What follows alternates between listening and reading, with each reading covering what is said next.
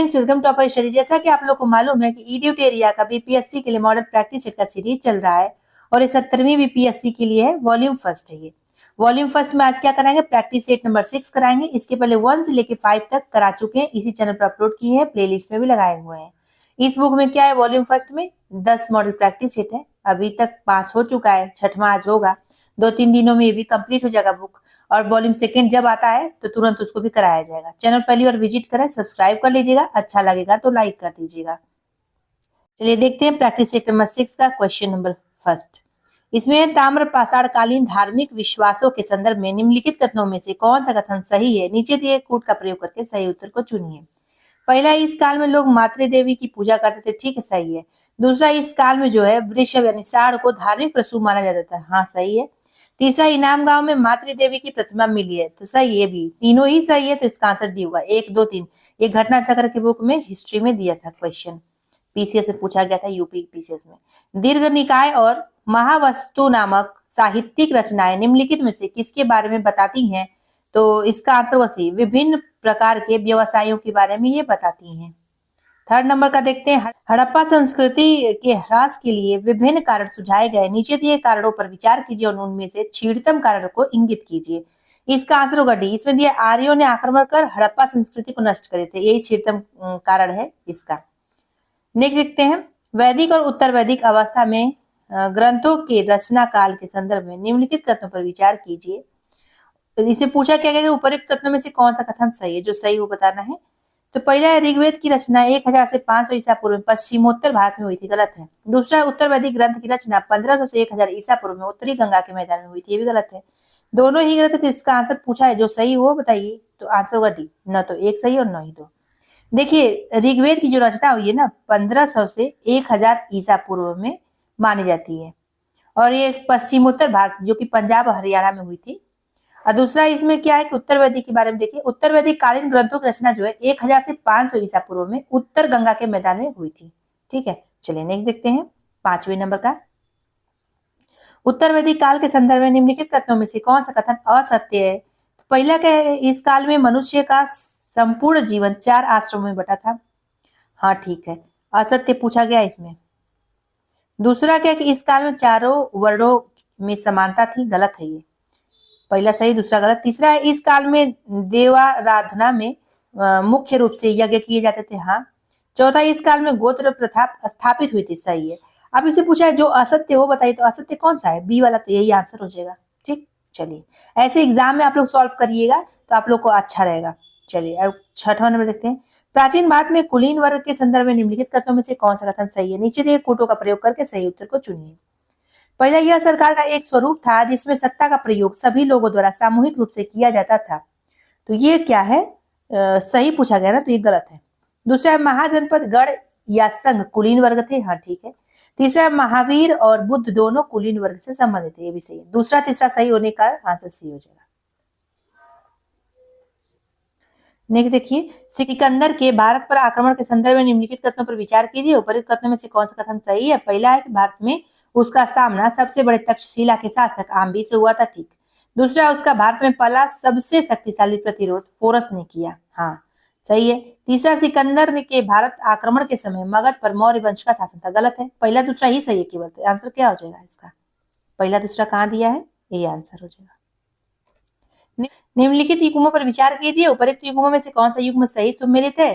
संत दिया, एक तरफ दिया दर्शन और विचार संप्रदाय, मतलब दर्शन किस दर्शन प्रतिपादक कौन थे, कौन विचार संप्रदाय प्रतिपादक थे बताना है।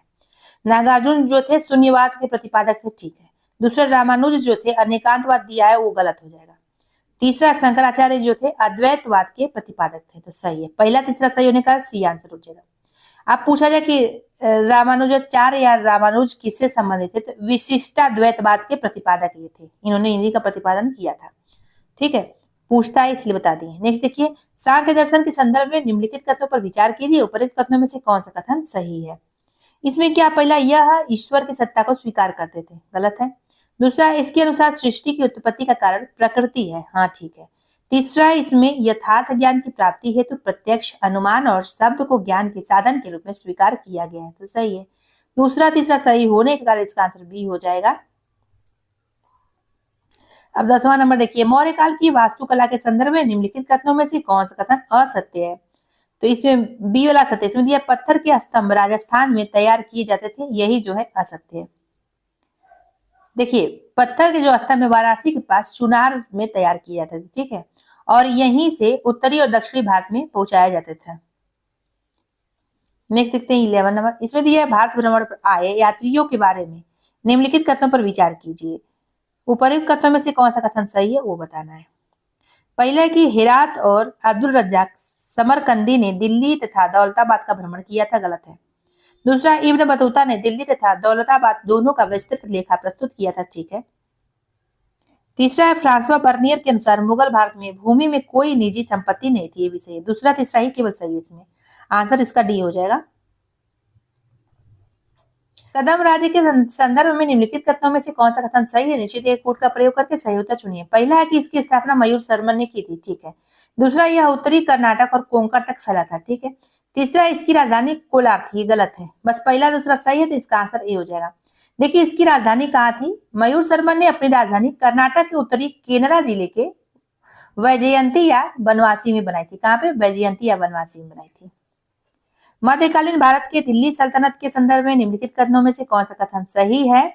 नीचे दिए कूट का प्रयोग करके सही उत्तर को चुनिए। पहला कि मुइजुद्दीन ने तराइन के युद्ध में तथा उत्तर भारत में तुर्की शासन स्थापित करने में महत्वपूर्ण भूमिका निभाई, ठीक। दूसरा, जैसलमेर के भट्टी राजपूतों के विरुद्ध एक विजय अभियान में कुतुबुद्दीन ऐबक की मृत्यु हो गई, गलत है, ठीक है।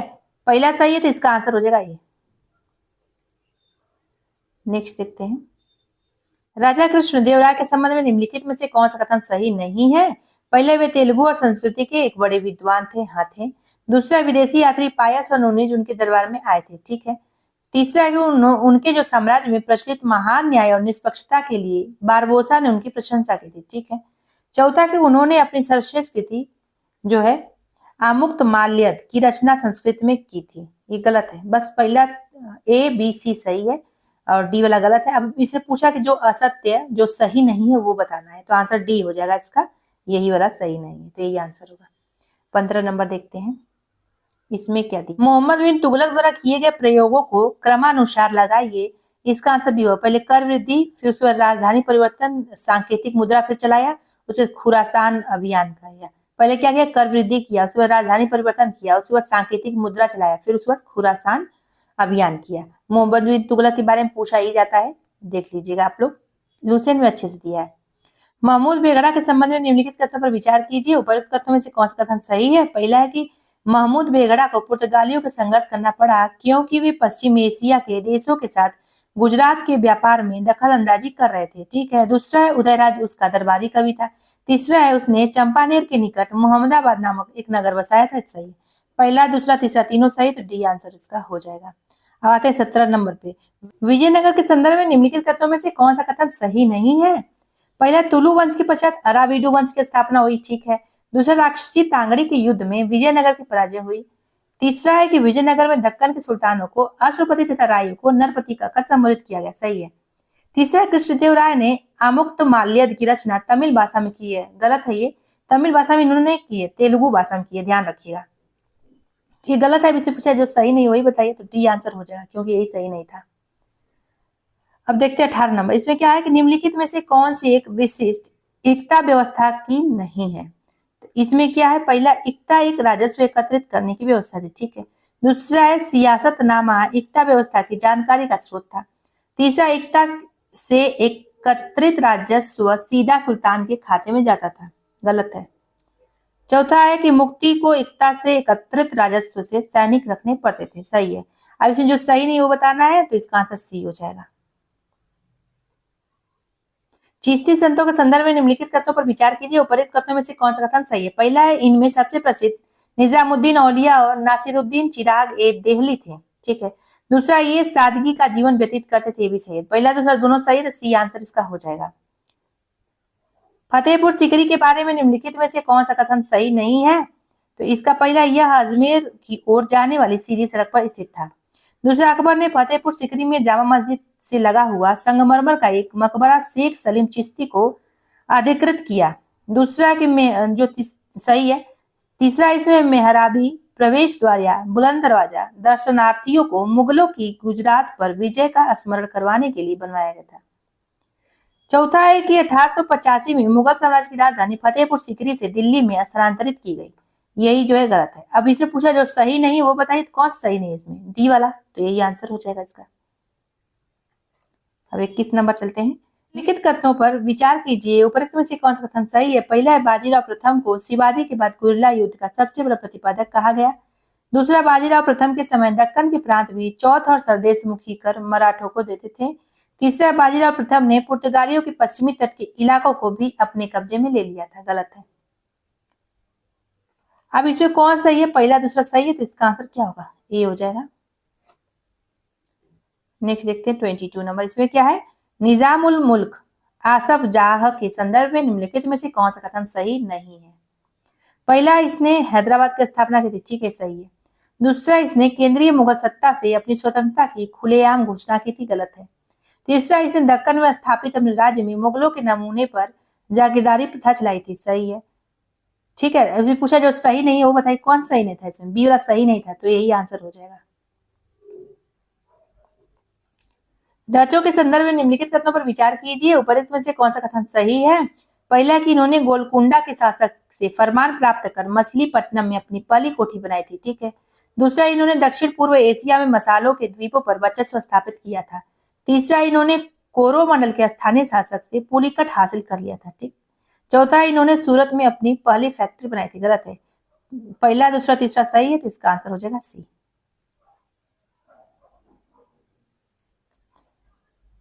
शाह आलम द्वितीय के बारे में निम्नलिखित में से कौन सा कथन सही है, इसमें सही पूछा गया है।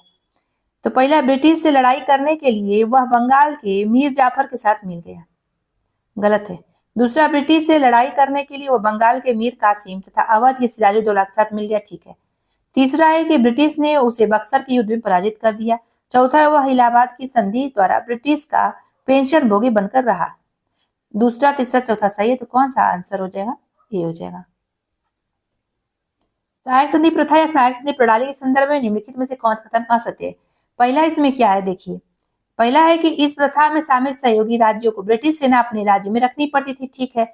दूसरा, इस प्रणाली में शामिल देशी राज्य किसी पड़ोसी राज्य से कूटनीतिक संबंध बनाने तथा विदेशी विशेषज्ञ रखने का अधिकार खो देते थे, ठीक है। तीसरा, सहायक संधि प्रथा में सुरक्षा प्राप्त राज्य की सेनाएं भंग कर दी गई, हाँ। चौथा है, मैसूर की टीपू सुल्तान ने सहायक संधि के तहत सेना खर्च के लिए अपने राज्य का एक भाग कंपनी को दिया था, गलत है, ये गलत है। अब इसे पूछा जो असत्य वही बताइए, तो असत्य डी वाला हो जाएगा, तो आंसर डी हो जाएगा। अब देखिए, जो टीपू सुल्तान जो है ना, सहायक संधि के तैयार ही नहीं हुए थे, ये ध्यान रखिएगा। इसमें दिया था कि तैयार हुए थे, नहीं, वो तैयार नहीं हुए थे। नेक्स्ट, निम्नलिखित कथनों में से कौन सा औपनिवेशिक भारत में ब्रिटिश कंपनी द्वारा रेलवे के निर्माण से संबंधित कौन से कथन सही नहीं है। अब इसमें सही नहीं है जो वही बताना है। पहला है कि भारत सरकार द्वारा कंपनियों को उनके निवेश पर 5% का प्रतिलाभ प्रत्याभूत किया गया था, हाँ किया गया था। दूसरा, रेलवे का प्रबंधन प्रमुखतः सरकार द्वारा किया जाना था, गलत। तीसरा, अधिमानी माल भाड़े की कोई पद्धति नहीं थी, गलत। चौथा, कंपनियों को सरकार से भूमि निःशुल्क मिलती थी, हाँ मिलती थी। अब इसे पूछा जो सही नहीं है वो बताइए, इसमें कौन सही नहीं है। दूसरा और तीसरा सही नहीं था, तो आंसर बी हो जाएगा, ठीक, यही आंसर हो जाएगा, दूसरा और तीसरा। 1857 की क्रांति के धार्मिक कार्यों के संबंध में निम्नलिखित में से दिए गए कथनों पर विचार कीजिए, उपरोक्त में से कौन सा कथन सही है वो बताना है। पहला, ईसाई मिशनरियों द्वारा हिंदू तथा इस्लाम धर्म पर तीखा प्रहार करना, ठीक। दूसरा, मंदिर और मस्जिदों को जमीनों पर लगान करना।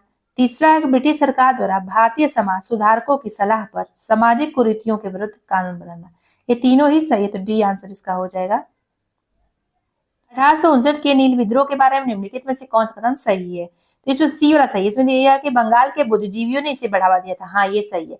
अभी पूछता है कि कहाँ हुआ था नील विद्रोह, तो ये हुआ था बंगाल के नदिया जिले के गोविंदपुर गांव में नील विद्रोह की पहली घटना हुई थी। कब हुई थी, 1859 में।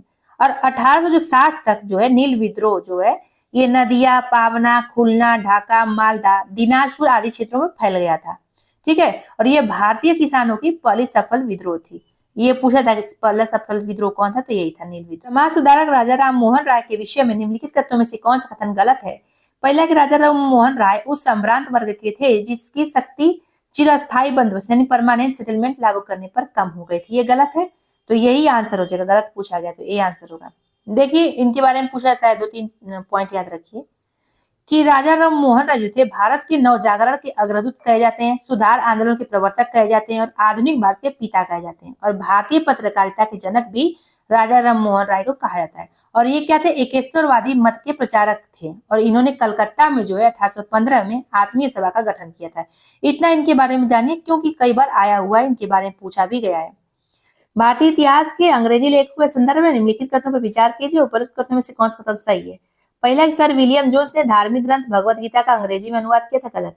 दूसरा, विल्किंसन ने कलकत्ता में एशियाटिक सोसाइटी ऑफ बंगाल की स्थापना की थी। भी गलत। दोनों ही गलत है। इसमें पूछा है जो सत्य वो बताइए, तो आंसर होगा डी। न तो एक सही है और न ही दो सही है। कुछ जानिए पॉइंट कि 1785 में जो था ना प्रसिद्ध धार्मिक ग्रंथ भगवत गीता का अंग्रेजी में अनुवाद विल्किंसन ने किया था। इसमें विलियम जोन्स दिया था, इसलिए गलत हुआ। किसने किया था? विल्किंसन ने। दूसरा पॉइंट ये है कि विलियम जोन्स जो था 1784 में कलकत्ता में एशियाटिक सोसाइटी ऑफ बंगाल नामक शोध संस्थान की स्थापना की थी, विलियम जोन्स ने। निम्नलिखित में से कौन से भारतीय संविधान की मूल संरचना का भाग है? नीचे दिए कोड का प्रयोग करके सही उत्तर को चुनिए। पहला, संसदीय प्रणाली ये है। दूसरा, कल्याणकारी राज्य ये भी है। तीसरा, न्याय तक प्रभावी पहुंच ये भी है। चौथा है संविधान का धर्मनिरपेक्ष चरित्र ये भी है। तो सब सही है, तो आंसर होगा डी। पहला, दूसरा, तीसरा, चौथा। अब आइए 32 पे देखते हैं इसका क्वेश्चन। संविधान की उद्देशिका के संदर्भ में निम्नलिखित कथनों पर विचार कीजिए। उपरोक्त में से कौन सा कथन सही नहीं है? तो इसमें सही कौन सा नहीं है? इसमें पहला और दूसरा वाला सही नहीं था, तो यही आंसर होगा, पहला और दूसरा। तो आंसर क्या हो जाएगा? इसका सी हो जाएगा। पहला दूसरा सही नहीं था, यही आंसर होगा। चलिए नेक्स्ट देखते हैं। उद्देशिका के बारे में जरूर पढ़िएगा, इससे प्रश्न जरूर आता है इस एग्जाम में। भारत के राज्य क्षेत्र के बारे में निम्नलिखित में से कौन सा कथन सही है? नीचे दिए कोड का प्रयोग करके सही उत्तर को चुनिए।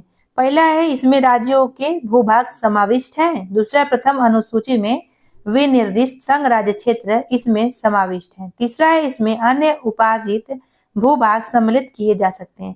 तीनों ही सही है, तो डी आंसर इसका हो जाएगा। बात है 34 नंबर, इसमें क्या दिया? भारत की नागरिकता की समाप्ति के संदर्भ में निम्नलिखित कथनों पर विचार कीजिए। उपरोक्त कथनों में से कौन सा कथन सही है? पहला, भारत का कोई भी नागरिक केवल स्वत्व त्याग अथवा वंचन यानी पृथक्करण द्वारा अपनी नागरिकता को खो सकता है। तो ये क्या है? इसमें गलत है। अब जो सही है वो बताना है। दूसरा है कि भारतीय संविधान के प्रति अनिष्ठा दिखाना भारतीय नागरिकता की समाप्ति का कारण बन सकता है। तो ये सही है, तो दूसरा सही है, तो आंसर बी हो जाएगा इसका। नेक्स्ट देखिए नागरिकता के बारे में जरूर पढ़िएगा, इससे भी प्रश्न आता है। नागरिकता अधिनियम जो है ना 1955 में नागरिकता के परित्याग, बर्खास्तगी और वंचित होने के 3 कारणों का वर्णन करता है। और इसी प्रकार वंचित करने का आधार क्या क्या है? यदि नागरिकता धोखाधड़ी से प्राप्त की गई हो, यदि नागरिक ने भारत के संविधान के प्रति अनिष्ठा दिखाई हो, और उसके बाद यदि युद्ध के दौरान भारतीय नागरिक ने अवैध व्यापार किया हो या दुश्मन के साथ संवाद स्थापित किया हो, और चौथा यही हो जाएगा पंजीकरण या देशीयकरण द्वारा नागरिकता के 5 साल के दौरान नागरिक को किसी अन्य देश में 2 साल तक की सजा हुई हो। और छठा ये हो जाएगा कि यदि नागरिक जो है लगातार 7 वर्षों तक भारत से बाहर रहा हो, तब ये नागरिकता से वंचित हो सकता है। 35 नंबर देखते हैं। इसका आंसर क्या बताएं आप लोग को? सही पूछा गया था तो बी वाला। अनुच्छेद 12 में मूल अधिकारियों के संबंध में राज्य की परिभाषा दी गई है। इसी संदर्भ में निम्न में से कौन से निकाय राज्य की परिभाषा के अंतर्गत आते हैं? तो इसमें पहला है सभी राष्ट्रीयकृत बैंक, दूसरा है भारतीय खाद्य निगम, तीसरा अंतरराष्ट्रीय विमानपत्तन प्राधिकरण। तीनों ही सही है, तो आंसर डी हो जाएगा। 1, 2, 3। 36 देखते हैं इसमें क्या है। भारत के संविधान में अंतरराष्ट्रीय शांति और सुरक्षा की अभिवृद्धि कहाँ उल्लेख है इसका? तो आंसर डी होगा। राज्य की नीति के निरीक्षक तत्वों में उल्लेख है इसका। मौलिक कर्तव्यों के संदर्भ में निम्नलिखित में से कौन सा कथन सत्य है? जो सत्य बताना है, तो इसमें डी वाला सत्य। इसमें दिया किसी भी कानून की संवैधानिक का निर्माण करने में न्यायालय मौलिक कर्तव्यों को विचार में रख सकता है। तो यही सही है, तो डी आंसर होगा। आइए 38 नंबर चलते हैं। इसमें क्या है? राष्ट्रपति के अध्यादेश जारी करने की शक्ति के संदर्भ में निम्नलिखित कथनों पर विचार कीजिए। उपरोक्त कथनों में से कौन सा कथन सही है? पहला, जब संसद के दोनों सदनों का सत्र चल रहा हो तो उस समय राष्ट्रपति द्वारा अध्यादेश जारी नहीं किया जा सकता। सही है। दूसरा है कि राष्ट्रपति द्वारा जारी अध्यादेश को संसद द्वारा इसकी बैठक में 6 सप्ताह के भीतर पुनः पारित किया जाना चाहिए। सही है। पहला दूसरा सही होने का सी आंसर इसका हो जाएगा। देखिए अनुच्छेद 123 के अनुसार जो है ना राष्ट्रपति के अध्यादेश जारी करने की जो है परिस्थितियां बताइए कौन कौन सी। यदि राष्ट्रपति को ऐसी प्रतीत हो कि विधि के निर्माण की तत्काल आवश्यकता है तब। दूसरा, कि सरकार के समक्ष आकस्मिक जो परिस्थिति विद्यमान हो तब। तीसरा हो जाएगा संसद के दोनों अथवा एक सदन में सत्र न हो तब। ठीक है, तो किसी अध्यादेश की अधिक अवधि कितनी माह की होती है, कई बार पूछा गया, 6 महीने की अवधि अधिक होती है और एवं संसद की मंजूरी न मिलने पर 6 हफ्तों की होती है। ठीक, और संसद की दोबारा बैठक के 6 सप्ताह के भीतर इसका पुनः पारित होना आवश्यक है, अन्यथा यह समाप्त हो जाता है। ये सब बहुत महत्वपूर्ण है जो डिटेल बताए हैं। भारत के प्रधानमंत्री के संदर्भ में निम्नलिखित कथनों पर विचार कीजिए, उपरोक्त में से कौन सा कथन सही नहीं है। जो सही नहीं वो बताना है। पहला, किसी विधेयक के अधिनियम बनने से पहले प्रधानमंत्री को उस पर हस्ताक्षर करने होते हैं, तो ये गलत है। दूसरा, प्रधानमंत्री अपने मंत्रियों का चयन केवल संसद के किसी सदन से ही कर सकते हैं, तो ये भी गलत है। अब दोनों ही सही नहीं है, तो आंसर होगा सी। 1 और 2 दोनों ही गलत है, इन दोनों ही सही नहीं है। नेक्स्ट देखते हैं 40 नंबर का। भारत के नियंत्रक एवं महालेखा परीक्षक के संदर्भ में निम्नलिखित कथनों पर विचार कीजिए, उपरोक्त में से कौन सा कथन सही है। पहला, भारत का नियंत्रक और महालेखा परीक्षक राज्यों के खातों का भी लेखा परीक्षण करता है। दूसरा, वह राष्ट्रपति के प्रति उत्तरदायी होता है। तीसरा है कि वह लोक वित्त का संरक्षक होता है, तो सही है। पहला तीसरा ही सही है केवल, तो आंसर क्या होगा बी। आते हैं 41 नंबर। इसमें क्या दिया है, देखिए इसमें है ना कि संविधान में प्रदत्त संवैधानिक विवेकाधिकार के अतिरिक्त राज्यपाल निम्नलिखित में से किन मामले में परिस्थिति जन्य निर्णय ले सकते हैं। निम्नलिखित नीचे दिए कूट का प्रयोग करके सही उत्तर चुनिए। पहला, कि विधानसभा चुनाव में किसी भी दल को पूर्ण बहुमत न मिलने की स्थिति में मुख्यमंत्री की नियुक्ति के मामले में ले सकते हैं। दूसरा, राज्य विधानसभा में विश्वास मत हासिल न करने पर मंत्रिपरिषद की बर्खास्तगी के मामले में ले सकते हैं ये निर्णय। उसके बाद तीसरा, कि मंत्रिपरिषद के अल्पमत में आने पर राज्य विधानसभा को विघटित करने के मामले में भी ये निर्णय ले सकते हैं। तीनों ही इसमें सही हो जाएगा, तो इसका आंसर डी हो जाएगा। 1, 2, 3। भारत में राज्यपाल के पद के संदर्भ में निम्नलिखित कथनों पर विचार कीजिए, उपरोक्त में से कौन सा कथन सही है। पहला, कि वह राज्य विधायिका का अंग होता है, ठीक है। दूसरा, संविधान में राज्यपाल की नियुक्ति संबंधी अर्हताएं यानी योग्यताएं मापदंडों का उल्लेख नहीं किया गया है, गलत है। तीसरा, संविधान का उल्लंघन करने के लिए राज्यपाल पर महाभियोग लगाया जा सकता है, तो ये भी गलत है। केवल पहला ही सही है इसमें, तो आंसर क्या हो जाएगा, ए हो जाएगा। नेक्स्ट देखते हैं 43। न्यायिक पुनराविलोकन के संदर्भ में निम्नलिखित कथनों पर विचार कीजिए, उपरोक्त में से कौन सा कथन सही नहीं है।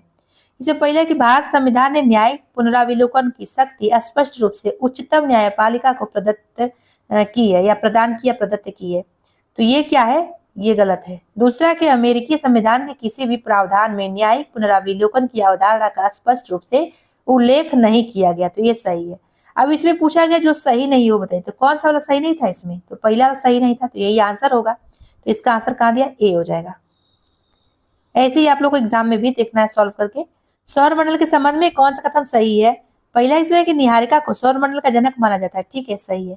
दूसरा, सूर्य व क्षुद्र ग्रहों की पट्टी के बीच स्थित ग्रहों को भीतरी ग्रह कहा जाता है, हाँ, दूसरा सही, पहला सही। तीसरा क्या है, बृहस्पति ग्रह जो है सौर मंडल में क्षुद्र ग्रह की पट्टी के अंदर अवस्थित है, ये गलत है। बस पहला दूसरा सही है, तो आंसर होगा बी। ये देखिए पूछा जाता है सौर मंडल के बारे में एक प्रश्न जरूर आता है, तो सूर्य व क्षुद्र ग्रहों की पट्टी के बीच अवस्थित बुध, शुक्र, पृथ्वी तथा मंगल ग्रहों को भीतरी ग्रह कहा जाता है, ठीक है, जो कि अधिक घनत्व वाले तथा शैलों व धातुओं से बने होते हैं। ये सब कौन कौन से ग्रह हैं, बुध, शुक्र, पृथ्वी तथा मंगल है। ये सब कहाँ पे, सूर्य व क्षुद्र ग्रहों की पट्टी के भीतर होते हैं, ध्यान रखिएगा। इसलिए दिया बृहस्पति ग्रह, इसलिए गलत हो गया था। निम्नलिखित कथनों पर विचार कीजिए, उपरोक्त में से कौन सा कथन पृथ्वी के भूगर्भ के संबंध में असत्य है। पहला, कि भूगर्भ में परपटी के नीचे के भाग को मेंटल कहा जाता है, हाँ कहा जाता है। दूसरा, ज्वालामुखी उद्गार के दौरान जो लावा धरातल पर आता है उसका स्रोत भूगर्भ का क्रोट होता है, तो गलत है। तीसरा, मेंटल का विस्तार जो दुर्बलता मंडल तक पाया जाता है, गलत है। इसे पूछा है कि जो असत्य वही बताए, तो असत्य कौन कौन सा था, दूसरा वाला असत्य था और तीसरा वाला असत्य था, तो ये आंसर हो जाएगा सी हो जाएगा, ठीक है। चलिए नेक्स्ट देखते हैं 46। धरातल पर उत्पन्न विभिन्न प्रकार के भूकंप तथा उनके उत्पन्न होने के कारण से संबंधित दिए गए युग्मों पर विचार कीजिए, उपरोक्त में से कौन सा युग्म सही सुमेलित है। पहला है विवर्तनिक भूकंप, किसे कहते हैं, तो भ्रंश तल के किनारे चट्टानों का खिसकना यही कहलाता है, तो ये सही है। और उसके बाद पूछा गया सही बताइए, तो बस पहला वाला ही इसमें सही है, तो कहाँ गया आंसर, ए हो जाएगा। नेक्स्ट है 47 का, सूची फर्स्ट को सूची सेकंड सुमेलित कीजिए। देखते हैं इसमें क्या दिया है। इसका आंसर पहले देखिए बी हो जाएगा। अंतर्वेदी आग्नेय शेल जो होती है इसमें ग्रेनाइट से होता है। उसके बहिर्वेदी आग्नेय शेल से क्या होता है, तो इसका आंसर बेसाल्ट। फिर उसके बाद अवसादी सेल से चूना पत्थर निकलता है। इसके बाद हो जाएगा कायांतरित सेल से, तो ये हो जाएगा स्लेट होता है कायांतरित सेल का। अब आते हैं नेक्स्ट। निम्नलिखित कथनों पर विचार कीजिए, उपरोक्त में से कौन सा कथन सही है। पहला है कि पर्वतों के एक रेखा क्रम में व्यवस्थित होने को पर्वत श्रृंखला कहा जाता है। दूसरा, वलित पर्वत वह होते हैं जिनकी सतह उबड़ खाबड़ तथा शिखर शंकुआकार होता है। तीसरा है, विश्व की सबसे पुरानी वलित पर्वत श्रृंखला अरावली पर्वत है। तीनों ही सही है, तो आंसर डी हो जाएगा, पहला, दूसरा, तीसरा। निम्नलिखित में से कौन सा वक्तव्य लेपीज शब्द को परिभाषित करता है, तो इसका आंसर हो जाएगा डी, अनियमित धरातल जिनके तीखे कटक व खांच होते हैं, यही होता है। ये एनसीईआरटी में दिया जियोग्राफी के। वायुमंडल के संगठन में महत्वपूर्ण भूमिका निभाने वाले धूल कणों के संबंध में कौन सा कथन सही है। इसे सही पूछा गया, पहला क्या है देखते हैं। धूल कणों का सबसे अधिक जमाव उपोष्ण और शीतोष्ण प्रदेशों में सूखी हवा के कारण होता है। दूसरा है, धूल कण वायुमंडल में आर्द्रता ग्राही केंद्र के रूप में कार्य करते हैं। तीसरा है, धूल कण मुख्य रूप से वायुमंडल के ऊपरी भाग में मौजूद होते हैं, गलत है। चौथा है, वर्षा, कोहरा, धुंध, बादल आदि का निर्माण धूल कणों के प्रतिफल से होता है। पहला, दूसरा, चौथा सही है, तो आंसर क्या हो जाएगा इसका, सी। ऊंचाई के साथ हवा का दाब हमेशा घट जाता है, लेकिन इसके घटने की दर हमेशा एक समान नहीं होती है। यह निम्न में से किस घटकों पर निर्भर करती है, तो इसका पहला है कि हवा के घनत्व पर, ठीक है। दूसरा, जलवाष्प की मात्रा पर, हाँ करती है। तीसरा, गुरुत्वाकर्षण शक्ति पर, ये भी सही है। चौथा है, समुद्र तल से दूरी पर, नहीं। पहला, दूसरा, तीसरा सही होने का इसका आंसर सी हो जाएगा। नेक्स्ट देखते हैं 52। दिए कथनों में से कौन हिंद महासागर से संबंध सही है, तो इसका पहला है कि इस महासागर में सुंडा गर्त जावा द्वीप के दक्षिण में समांतर रूप में अवस्थित है। दूसरा है इसमें कि इसके मध्य में कटक अवस्थित है जो अटलांटिक महासागर के कटक से चौड़ा है। तीसरा, हिंद महासागर का पूर्वी क्षेत्र द्वीपों से लगभग खाली है। तो तीनों ही सही, तो आंसर डी होगा, उपर्युक्त सभी। अब 53 नंबर देखते हैं इसमें क्या है। इसमें दिया है कि निम्नलिखित कथनों पर विचार कीजिए, उपर्युक्त में से कौन सा कथन सत्य है। पहला है कि केरल, ओडिशा और पश्चिम बंगाल में लैगून और प्लाया में धरातलीय जल संसाधन उपलब्ध है। दूसरा, धरातलीय व भौम जल का सबसे अधिक उपयोग उद्योगों में होता है, गलत है। तीसरा, धरातलीय जल के मुख्य स्रोत नदियां, झीलें व तालाब हैं, सही है। पहला, तीसरा सही होने का इसका आंसर सी हो जाएगा, क्या हो जाएगा, सी। सूची फर्स्ट को सूची सेकंड से मिलाइए और नीचे दिए कोटों की सहायता से सही उत्तर को चुनिए।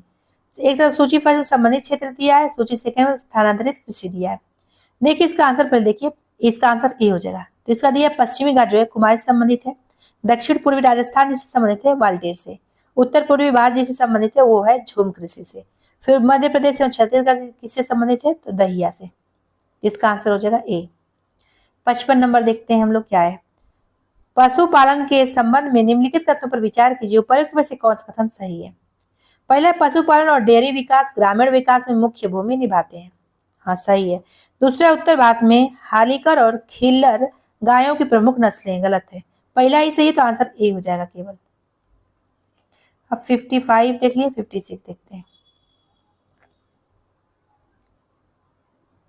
खनिजों की विशेषताओं के संदर्भ में निम्नलिखित में से कौन सा कथन असत्य है। पहला है, इनका निर्माण प्राकृतिक प्रक्रियाओं द्वारा होता है, तो ये सही है। दूसरा, खनिजों का एक रासायनिक संगठन होता है, हाँ। तीसरा इसमें है कि केवल भौतिक परिस्थितियों का परिणाम होते हैं, गलत है। चौथा है, इनका वितरण जो है असमान होता है, हाँ सही है। अब इसे पूछा जो असत्य बताए, तो असत्य कौन सा था इसमें, सी वाला, तो यही आंसर हो जाएगा। चलिए नेक्स्ट देखते हैं 57। ऊर्जा के परंपरागत स्रोतों के संदर्भ में नीचे दिए गए विकल्पों में कौन सा सम्मिलित है, तो इसका क्या है, पहला कि कोयला सम्मिलित है, ठीक है। दूसरा है कि सौर ऊर्जा नहीं।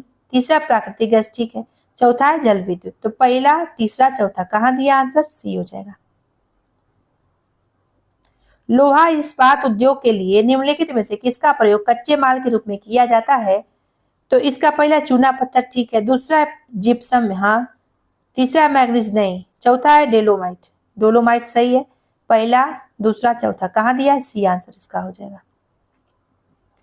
आइए नेक्स्ट क्वेश्चन चलते हैं। एशियाई विकास बैंक के संबंध में निम्नलिखित कथनों पर विचार कीजिए, उपरोक्त में से कौन सा कथन सही है। पहला है कि एशियाई विकास बैंक यानी एडीबी की स्थापना जो है वर्ष 1966 में हुई थी, ठीक है। दूसरा, इसमें जो है एशिया प्रशांत क्षेत्र से 67 सदस्य हैं, ठीक है। दोनों ही सही है, तो आंसर होगा बी। ए और बी दोनों ही सही है। Y 60 number. G7 के संबंध में निम्नलिखित कथनों पर विचार कीजिए, उपरोक्त में से कौन सा कथन सही है। पहला है G7 देशों में UK, Canada, France, Germany, Italy, Japan और भारत शामिल है, तो ये क्या है, गलत है। दूसरा है कि G7 देश वैश्विक सकल घरेलू उत्पाद का 31% योगदान देते हैं, तो सही है। इसमें जो सही है तो आंसर बी हो जाएगा। देखिए, ये जो है एक अंतर सरकारी संगठन है G7, जिसका गठन जो है 1975 में किया गया था। और G7 देश में कौन है, यूके है, Canada, France, Germany, Italy, Japan और अमेरिका है, ठीक है। और सभी G7 देश और भारत जो है G20 का हिस्सा है। और G7 का कोई औपचारिक चार्टर या सचिवालय नहीं है, ध्यान रखिएगा, कोई औपचारिक नहीं है। और वर्ष 2021 में जो है सभी G7 देशों में सार्वजनिक क्षेत्र का वार्षिक व्यय राजस्व से अधिक था।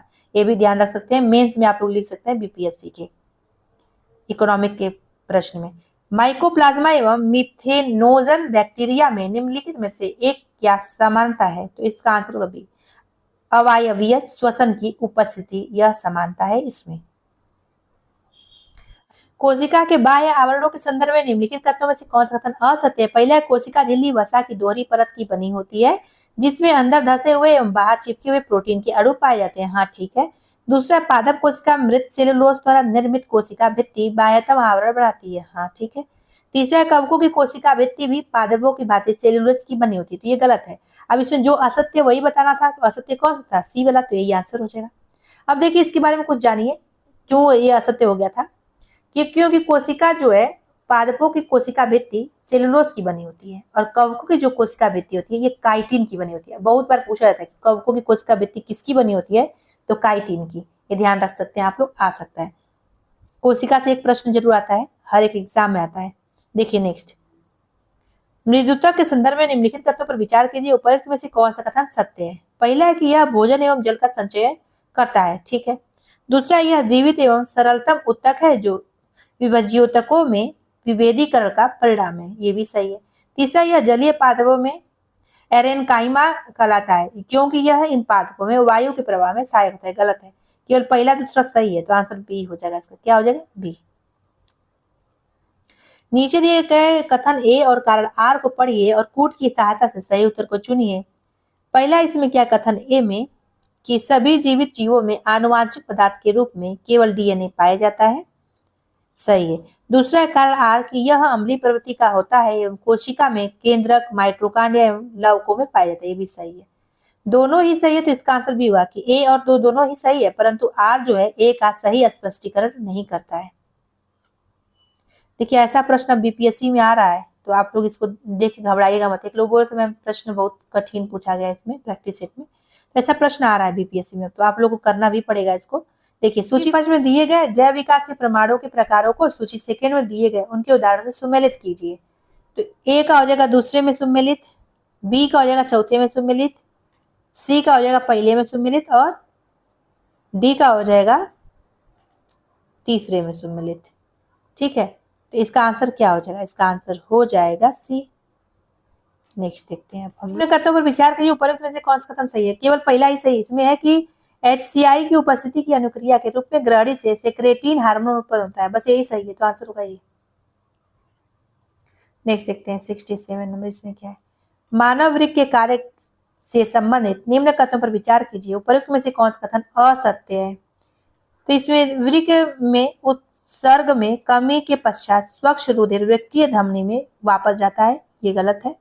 दूसरा है बोमेन संपुट से निस्यंदित द्रव लघु नलिकाओं से गुजरता है, जहां अधिकांश ग्लूकोज का पुनरावशोषण होता है तथा रुधिर वापस वृक्कीय शिरा में भेजा जाता है, तो ये सही है। अब इससे पूछा जो असत्य हो बताइए, तो पहला वाला असत्य था, यही आंसर हो जाएगा, तो ए आंसर होगा।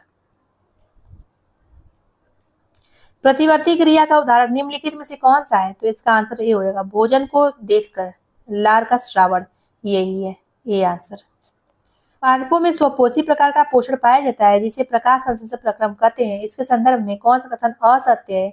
पहला है इसमें कि प्रकाश संश्लेषण में पादप और सौर ऊर्जा को खाद्य ऊर्जा के रूप में संचित करता है। ठीक। दूसरा है पादप प्रकाश संश्लेषण हेतु आवश्यक जल मृदा से मूल द्वारा प्राप्त करते हैं एवं आवश्यक CO2 पत्तियों के रंध्र द्वारा वायुमंडल से प्राप्त करते हैं। ठीक है, भी सही है। तीसरा इसमें प्रकाश संश्लेषण हेतु आवश्यक हरा प्रकाश संवेदी वर्णक क्लोरोफिल केवल पत्तियों में पाया जाता है, तो ये गलत है। अब इसे पूछा गया जो असत्य वो बताइए, तो तीसरा वाला असत्य होगा, तो यही आंसर होगा, तो आंसर ए हो जाएगा।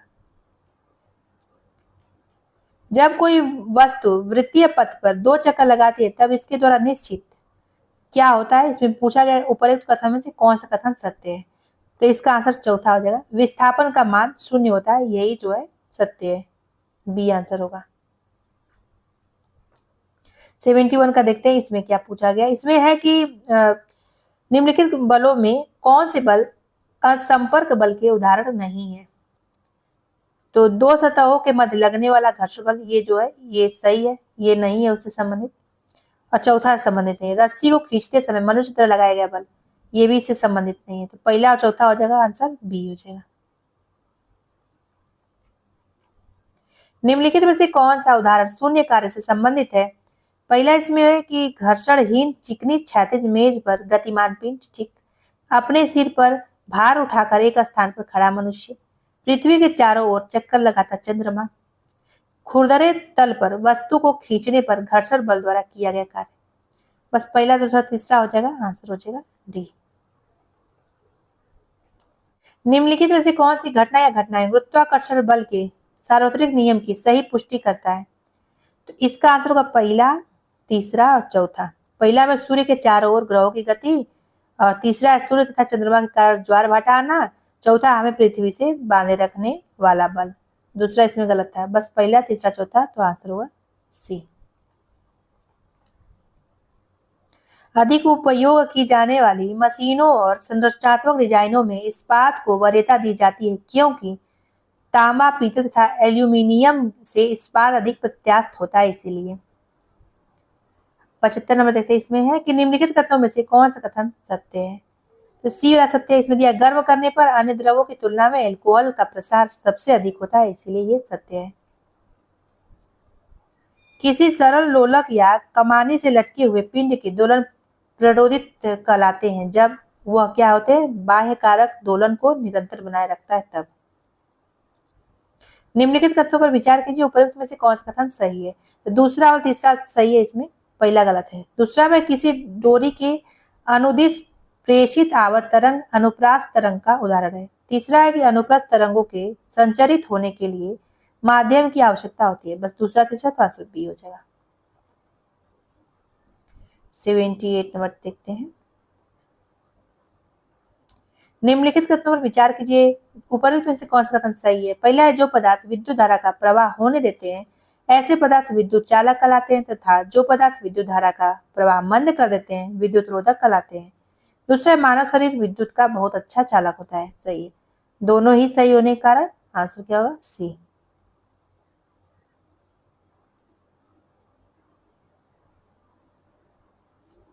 यदि न्यूट्रॉन, प्रोटॉन, इलेक्ट्रॉन और अल्फा कण समान गतिज ऊर्जाओं के साथ चल रहे हैं तो कणों को उनके वेगों के बढ़ते हुए क्रम में किस प्रकार व्यवस्थित कर सकते हैं। तो अब इसमें देखिए आता है इससे प्रश्न, तो इसका आंसर होगा अल्फा कण, न्यूट्रॉन, प्रोटॉन, इलेक्ट्रॉन, ये आंसर होगा।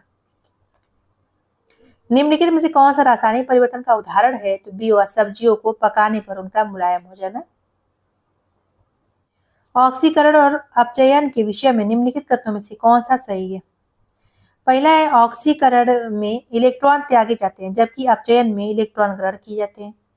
और तीसरा सही इसमें ऑक्सीकारक ऑक्सीकरण संख्या घटता जाता है जबकि अपचायक ऑक्सीकरण संख्या बढ़ता है, सही है। पहला तीसरा सही है, इसका आंसर क्या होगा, ए। सूची फर्स्ट को सूची सेकंड से सम्मिलित कीजिए तथा नीचे दिए कोड का प्रयोग करके सही उत्तर को चुनिए। इसमें देखते हैं प्रतिपादक या खोजकर्ता एक तरफ दिया है, सूची सेकंड में नियम या सिद्धांत किसने दिया, ये दिया है।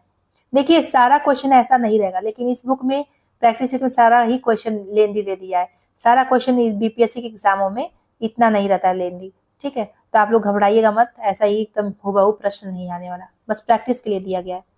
तो इसका आंसर पहले देखिए बी हो जाएगा। बी में दिया है डॉबेराइनर क्या है, तो इसके त्रिक नियम इन्होंने दिया था।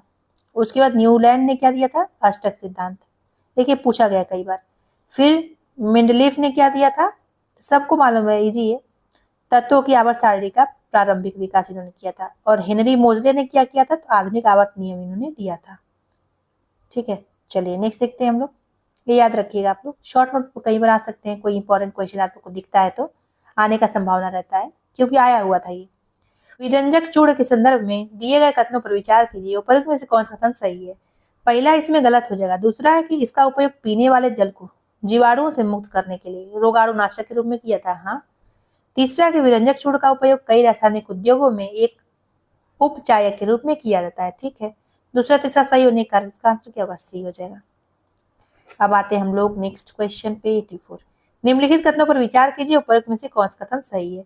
पहला है सोना जल की किसी भी अवस्था यानी ठोस द्रव गैस के साथ बिल्कुल भी अभिक्रिया नहीं करता है, ठीक है।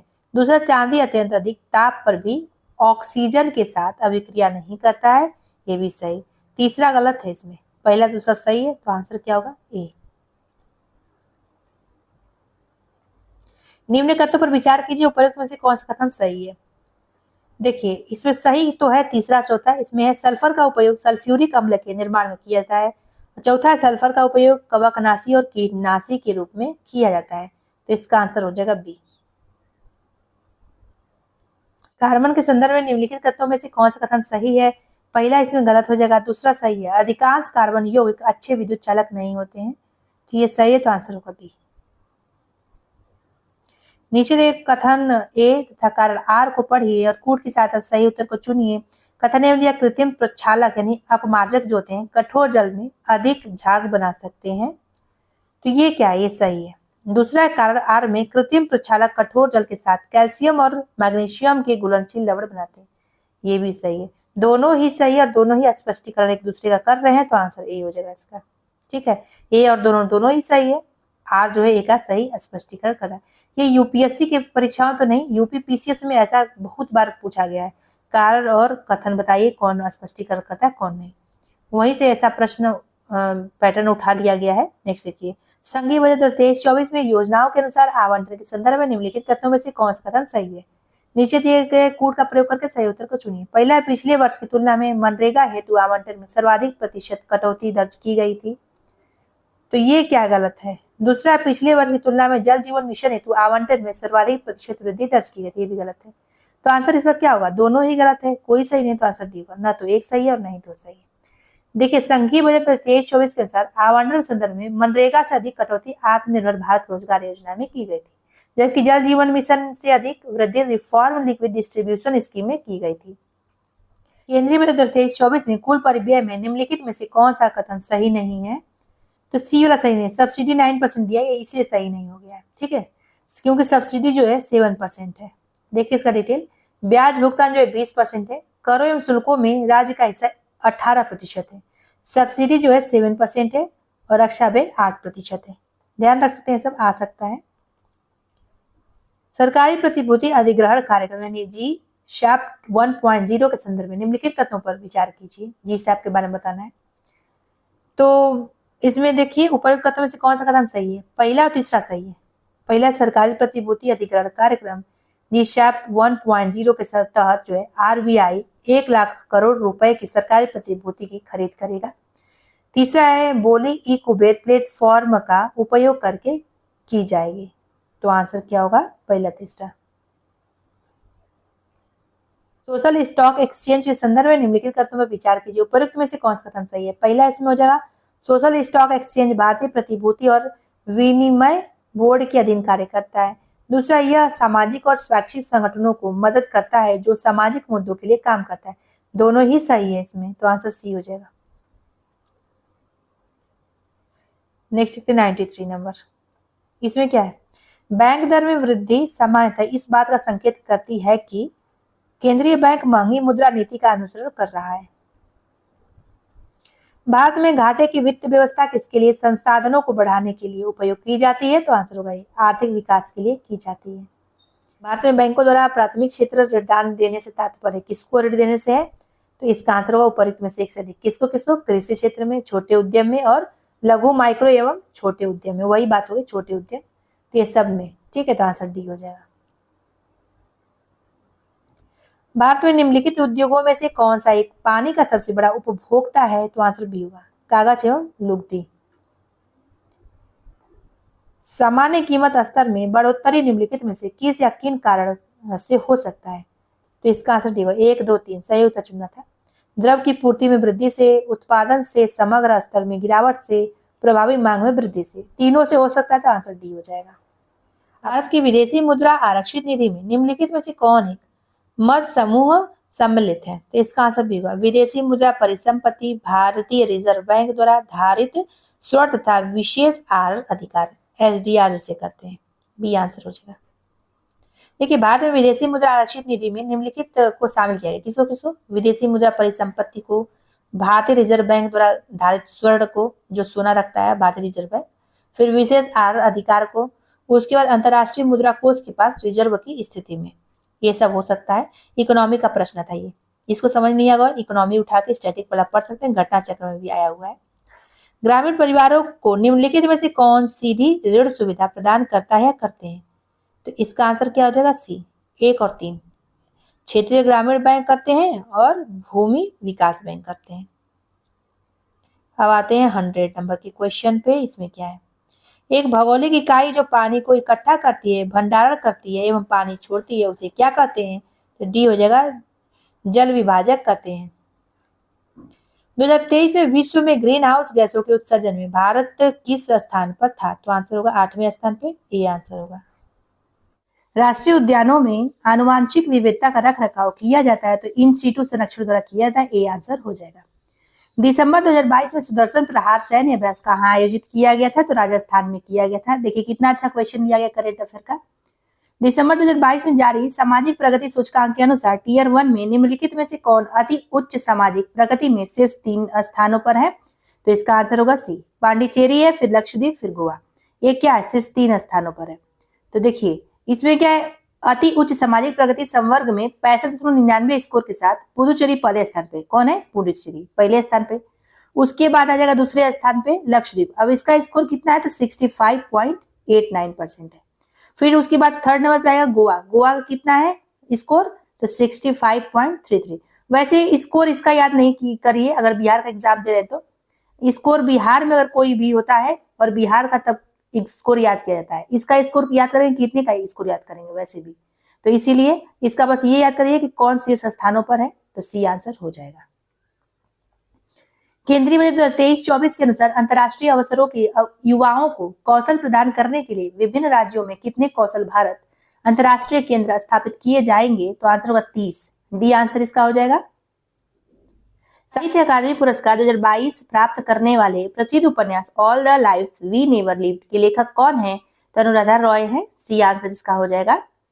खनिज संपदा के संदर्भ में निम्नलिखित कथनों में से कौन से कथन सही है? पहला क्या है कि इसमें जम्मू कश्मीर के रियासी जिले में लिथियम के अनुमानित संपदा भंडार मिले। देखिए अच्छा था, उसमें बहुत करंट की चर्चा में था। ठीक है, पहला सही है ये। दूसरा है कि भारत अनेक खनिजों यथा लिथियम, निकल तथा कोबाल्ट के लिए आयात पर निर्भर है। हाँ, तो ये तो है ही, तो दोनों ही सही है। सही पूछा गया था तो आंसर होगा इसका सी हो जाएगा। फरवरी 2023 में भारत सबसे बड़े हेलीकॉप्टर निर्माण संयंत्र का उद्घाटन निम्नलिखित में से किस स्थान पर हुआ है? तो इसका आंसर देखिए, ये भी करंट का प्रश्न था, उस समय ये भी बहुत चर्चा में था, तो इसका आंसर क्या हो जाएगा? बी हो जाएगा, तुमकुर, कर्नाटक। तो कर्नाटक के तुमकुर में जो है इसी स्थान पर उद्घाटन हुआ था भारत के सबसे बड़े हेलीकॉप्टर निर्माण संयंत्र का। 109 का देखते हैं। भारत के G20 प्रतीक चिन्ह के संदर्भ में निम्नलिखित तत्वों में से कौन सा सही है? नीचे दिए गए कूट का प्रयोग करके सही उत्तर का चयन कीजिए। ये तो सबको मालूम होगा। तो इसका पहला क्या है? प्रतीक चिन्ह में 7 पंखुड़ियों वाला कमल था। हाँ ठीक है। दूसरा, प्रतीक चिन्ह की 7 पंखुड़ियां 7 महाद्वीपों का प्रतिनिधित्व करती हैं। ठीक है, ये भी सही है, दोनों ही सही है, तो आंसर सी हो जाएगा इसका। अब आते हैं नेक्स्ट क्वेश्चन 110। निम्नलिखित में से किस स्कॉर्पियन श्रेणी की पनडुब्बी को जनवरी 2023 में भारतीय नौसेना में शामिल किया गया? तो इसका आंसर होगा ए, INS बागीर को किया गया था। दिसंबर 2022 में न्यूजीलैंड ने अगली पीढ़ी के लिए धूम्रपान पर प्रतिबंध लगाने वाला विश्व का पहला कानून पारित किया, न्यूजीलैंड का लक्ष्य क्या है? ये है धूम्रपान मुक्त होना।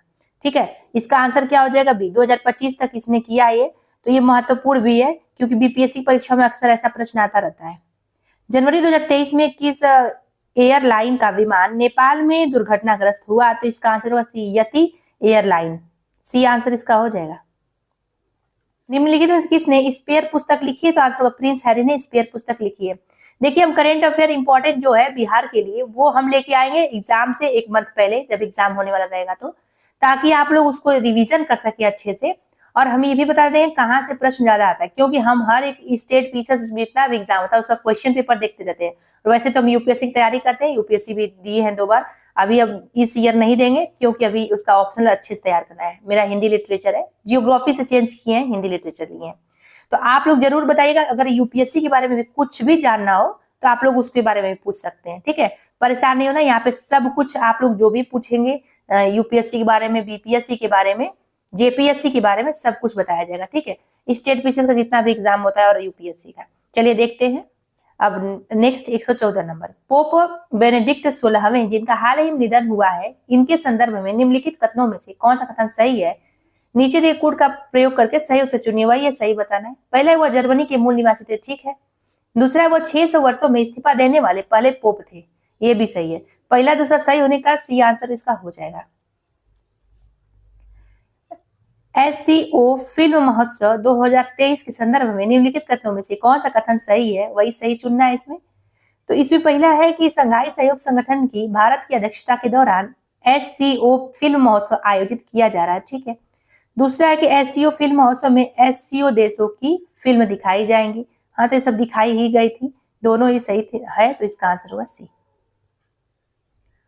निम्नलिखित में से किसे जनवरी 2023 में न्यूजीलैंड प्रधानमंत्री के रूप में चुना गया है? तो क्रिस हिपकिंस को चुना गया। एक प्रश्न और इससे बनता है कि न्यूजीलैंड की राजधानी कहाँ है? तो ये इसकी राजधानी वेलिंगटन हो जाएगा। और यहाँ का सबसे अधिक आबादी वाला शहर कौन है? ऑकलैंड है। नेक्स्ट देखते हैं, डिकिन विश्वविद्यालय के संदर्भ में निम्नलिखित कथनों में से कौन सा कथन सही है? नीचे दिए कोड का प्रयोग करके सही उत्तर चुनिए। इसका पहला कि यह एक स्वतंत्र परिसर के माध्यम से भारत में प्रवेश करने वाला पहला विदेशी विश्वविद्यालय, ठीक है, ये सही है। बहुत चर्चा में था, ये करंट अफेयर में बहुत इंपॉर्टेंट है, ध्यान रखिएगा। दूसरा इसमें कि इसे महाराष्ट्र में स्थापित किया जा रहा है, ये गलत है, बस पहला सही है, तो आंसर ए हो जाएगा। अब दूसरा क्यों गलत हो गया? देखिए, ये ना ऑस्ट्रेलिया के द्वारा खोला जा रहा है और गुजरात के गिफ्ट सिटी में स्वतंत्र परिसर के रूप में स्थापित किया जाएगा, ठीक है, गुजरात के गिफ्ट सिटी में। ये याद रखिएगा, इतना करेंट में था, बहुत चर्चा में था। भारतीय मूल के किस व्यवसायी को साउथवार्क के लंदन बरो का मेयर दूसरी बार चुना गया है? एक बार और देख लीजिए, भारतीय मूल के किस व्यवसायिक को साउथवार्क के लंदन बरो का मेयर दूसरी बार चुना गया है? तो इसका आंसर होगा सुनील चोपड़ा को चुना गया है, ये आंसर इसका हो जाएगा। 25 दिसंबर 2022 को निम्नलिखित में से किस देश द्वारा 1 जनवरी 2005 के बाद जन्मे हुए पुरुषों के लिए 1 वर्ष की सैनिक सेवा अनिवार्य कर दी गई? इसका आंसर होगा सी, ताइवान। 2023 को निम्नलिखित में से किस देश ने केंद्रीय बैंक के अपने करेंसी नोट से ब्रिटिश राजशाही को हटाने की घोषणा की है? तो ऑस्ट्रेलिया हो जाएगा, बी हो जाएगा इसका आंसर। अब नेक्स्ट देखते हैं 121। निम्नलिखित में से किस सिद्ध दोष के आधार पर फरवरी 2023 में ब्रिटिश प्रधानमंत्री ऋषि सुनक द्वारा अपनी सरकार से वित्त मंत्री नदीम जहावी को हटा दिया गया? तो इसका आंसर होगा टैक्स स्कैंडल इन्होंने किया था, इसी दोष सिद्धि के आधार पर इनको हटा दिया गया। वर्ष 2022-23 के गरीबी उन्मूलन के लिए अंतर्राष्ट्रीय दिवस का विषय क्या है? तो इसका आंसर होगा व्यवहार में सभी के लिए गरिमा। अच्छा है ये विषय।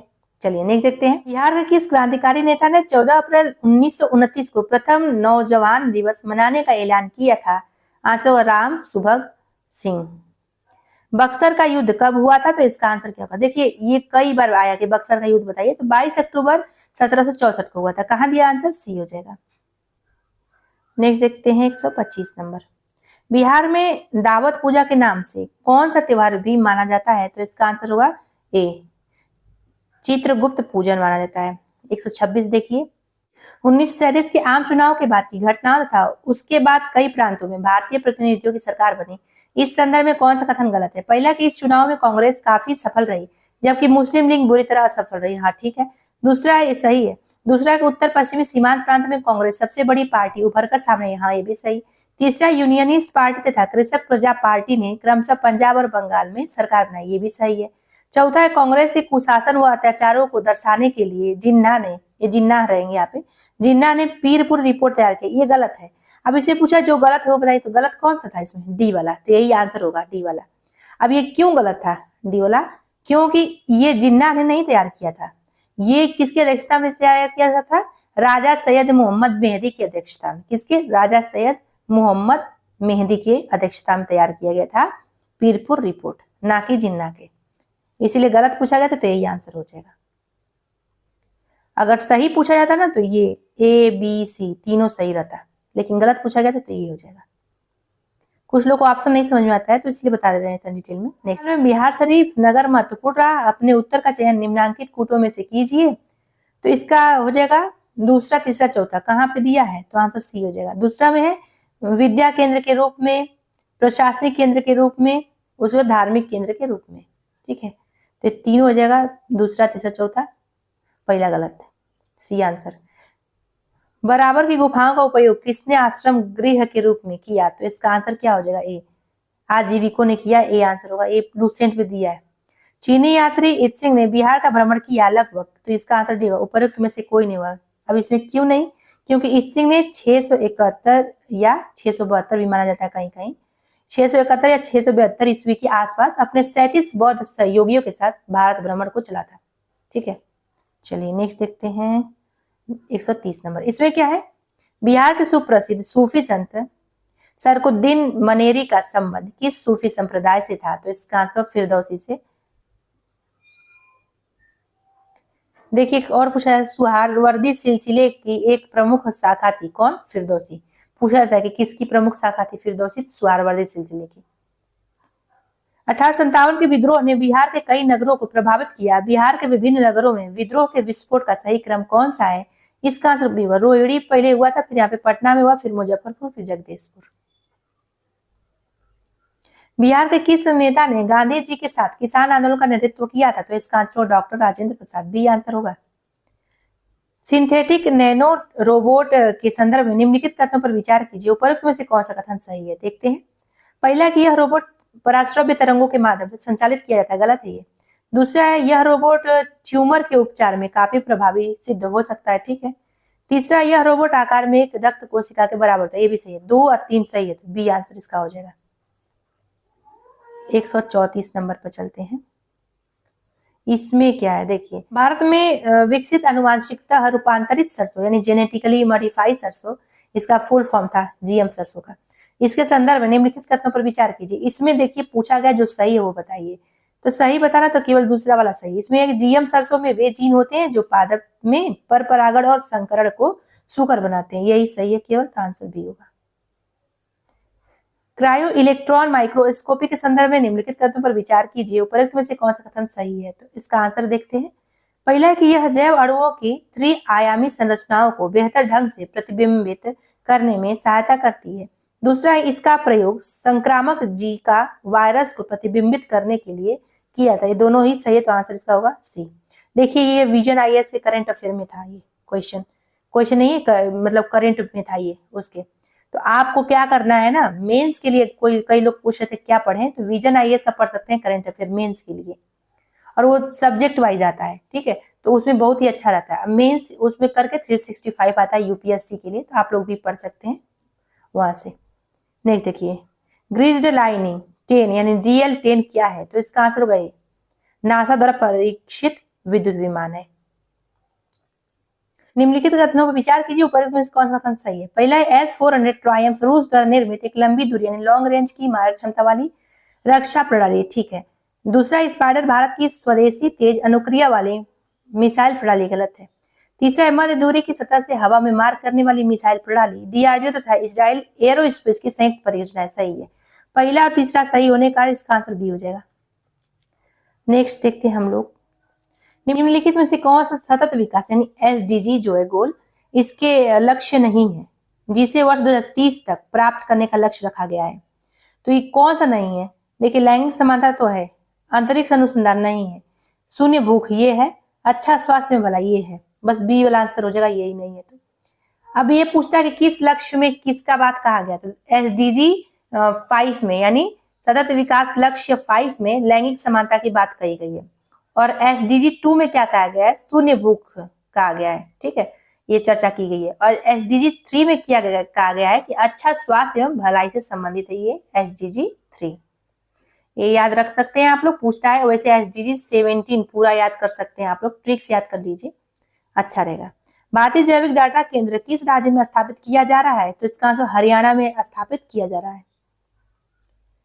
जीवंत ग्राम कार्यक्रम के संबंध में सही कथन का चयन कीजिए, तो आंसर इसका डी होगा। डी में क्या है, यह उत्तरी सीमा पर सीमावर्ती गांवों के विकास के लिए है, तो डी आंसर होगा। अब देखिए नेक्स्ट देखते हैं, यहाँ मैथ और रीजनिंग का क्वेश्चन आ गया। यहाँ से 10 क्वेश्चन फिक्स रहता है कि मैथ रीजनिंग से आएगा ही आएगा, तो इसका आंसर हो जाएगा बी, 5 हो जाएगा आंसर। 142 का आंसर होगा 1/25, कहाँ गया इसका आंसर, ए हो जाएगा। उसके बाद 143 का हो जाएगा सी आंसर, 14,000 रुपए। उसके बाद हो जाएगा 144 का आंसर ए, 30 हो जाएगा, ठीक। उसके बाद आती है नेक्स्ट 145 पे, इसका आंसर होगा 800 ग्राम, कहाँ दिया है, सी आंसर होगा। उसके बाद 146 का इसका आंसर होगा बी, 24। 147 का आंसर क्या होगा, ए हो जाएगा, 342, ये रीजनिंग में भी आ जाएगा। अब 148 को देखिए, 148 का आंसर हो जाएगा डी, जो दिया है 33 सही, 1/3। नेक्स्ट देखते हैं 149 का, इसका आंसर हो जाएगा डी, उपयुक्त में से कोई नहीं। अब इसका आंसर कोई नहीं में क्या होगा, तो 7.54 वर्ग सेंटीमीटर हो जाएगा, ठीक है। 150 का कथन और निष्कर्ष, तो दिया है रीजनिंग का, ये रीजनिंग का प्रश्न है, तो इसका आंसर ए होगा, केवल निष्कर्ष प्रथम ही अनुसरण करता है। तो फ्रेंड्स यहीं पे वीडियो समाप्त होता है। आप लोग को वीडियो पसंद है तो लाइक कर दीजिएगा, सब्सक्राइब नहीं किया सब्सक्राइब भी कर सकते हैं। फिर मिलते हैं अगले वीडियो में अगले प्रैक्टिस के साथ।